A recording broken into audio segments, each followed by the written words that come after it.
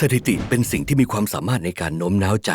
มันโน้มน้าวใจได้ดีมากจนผู้คนองค์กรและประเทศหลายๆประเทศต่างทำการตัดสินใจโดยอิงจากข้อมูลที่ถูกเรียบเรียงมาแล้วเหล่านี้แต่การยึดในสถิติก็เป็นปัญหาเช่นกันเพราะชุดสถิติใดๆก็ตามอาจมีอะไรบางอย่างที่ทำให้ผลลัพธ์พลิกจากหน้ามือเป็นหลังมือซ่อนอยู่ได้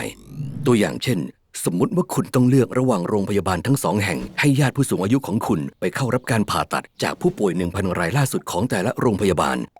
าลA มีผู้ป่วยรอดชีวิต900รายส่วนโรงพยาบาล B มีผู้ป่วยรอดชีวิตเพียง800รายในกรณีนี้มันจะดูเหมือนว่าโรงพยาบาล A จะเป็นตัวเลือกที่ดีกว่าแต่ก่อนที่คุณจะทำการตัดสินใจคุณควรจำไว้ว่าผู้ป่วยทุกคนไม่ได้มาถึงโรงพยาบาลด้วยสุขภาพแบบเดียวกันและถ้าหากเราแบ่งผู้ป่วย 1,000 รายล่าสุดจากทั้ง2โรงพยาบาลเป็นกลุ่มที่มาโรงพยาบาลขณะที่สุขภาพดีกับขณะที่สุขภาพไม่ดีภาพที่ออกมามันจะต่างกันมากโรงพยาบาล A มีผู้ป่วยที่มาถึงด้วยสุขภาพที่ไม่ดีเพียง100รายและมีชีวิตรอดเพียง30รายแต่โรงพยาบาล B มี400รายและรักษาชีวิตผู้ป่วยไว้ได้210รายดังนั้นโรงพยาบาล B จึงเป็นตัวเลือกที่ดีกว่าสำหรับผู้ป่วยที่ไปถึงโรงพยาบาลด้วยสุขภาพที่ไม่ดีเนื่องจากมีอัตรารอดชีวิต 52.5%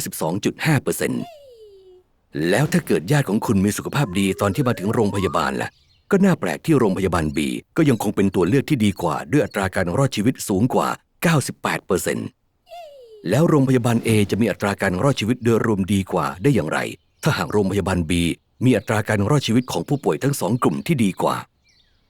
สิ่งที่เราพบเจอในกรณีนี้มันเรียกว่าการขัดแย้งกันเองของซิมสันหรือซิมสันส์พาราดอกซ์ที่ข้อมูลชุดเดียวกันแสดงให้เห็นถึงแนวโน้มที่แตกต่างกันตามวิธีการจัดกลุ่มข้อมูลมันมักจะเกิดขึ้นเมื่อข้อมูลที่ถูกนำมารวมกันนั้นถูกซ่อนอยู่ภายใต้ตัวแปรทางด้านเงื่อนไขและบางครั้งก็รู้จักกันในชื่อตัวแปรหลบซ่อนซึ่งมักจะเป็นปัจจัยเพิ่มเติมที่จะส่งผลต่อผลลัพธ์ได้อย่างมีนัยสำคัญซึ่งปัจจัยที่ถูกซ่อนอยู่ในกรณีนี้ก็คืออัตราส่วนเทียบเคียงกันของผู้ป่วยที่มาถึงโดยที่ยังมีสุขภาพดีและที่มีสุขภาพที่ไม่ดี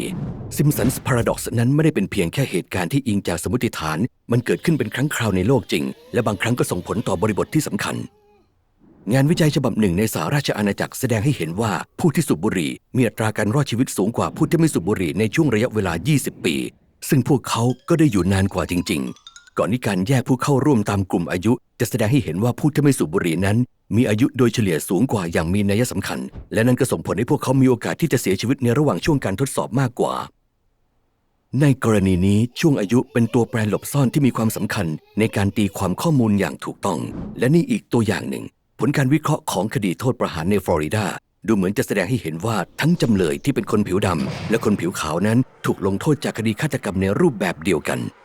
แต่การจำแนกคดีตามเชื้อชาติของเหยื่อนั้นจะทำให้เราเห็นในอีกมุมหนึ่งไม่ว่าจะในสถานการณ์ใดก็ตามจำเลยที่เป็นคนผิวดำมีโอกาสที่จะถูกตัดสินประหารชีวิตมากกว่าอัตราการลงโทษโดยรวมนั้นจะสูงกว่าเล็กน้อยในจำเลยที่เป็นคนผิวขาวเนื่องจากข้อเท็จจริงที่ว่าเหยื่อที่เป็นคนผิวขาวนั้นมักจะทำให้ได้รับโทษประหารมากกว่าในกรณีที่เหยื่อเป็นคนผิวดำและคดีฆาตกรรมส่วนใหญ่นั้นมักจะเกิดขึ้นระหว่างผู้คนที่มีเชื้อชาติเดียวกันแล้วเราจะหลีกเลี่ยงการตกหลุมพรางของการขัดแย้งกันเองนี้ได้อย่างไรน่าเสียดายที่เราไม่มีคำตอบที่จะสามารถตอบได้ทุกอย่างข้อมูลสามารถถูกจัดกลุ่มและแบ่งกลุ่มได้หลากหลายวิธีและบางครั้งจำนวนโดยรวมก็อาจจะทำให้เห็นภาพได้แม่นยำกว่าการแบ่งข้อมูลตามหมวดหมู่ที่ก่อให้เกิดความเข้าใจผิดหรือการแบ่งตามใจชอบได้เราทำได้เพียงแค่ศึกษาสถานการณ์จริงที่ถูกกล่าวถึงในสถิติและพิจารณาว่ามีตัวแปรหลบซ่อนอยู่หรือไม่อย่างนั้นเราก็จะเสี่ยงต่อการตกเป็นเหยื่อของผู้ที่ใช้ข้อมูลในการชักจูงคนอื่นเพียงสนับสนุนเป้าหมายของตนเองฝึกฝนทักษะการใช้เหตุผลของคุณอย่างต่อเนื่องด้วยวิดีโอเหล่านี้และสมัครรับข้อมูลจากช่องของเราคุณจะไม่มีทางรู้ได้เลยว่าเมื่อใดที่ต้องมีเครื่องมือเพื่อไขปริศนาทางจริยธรรม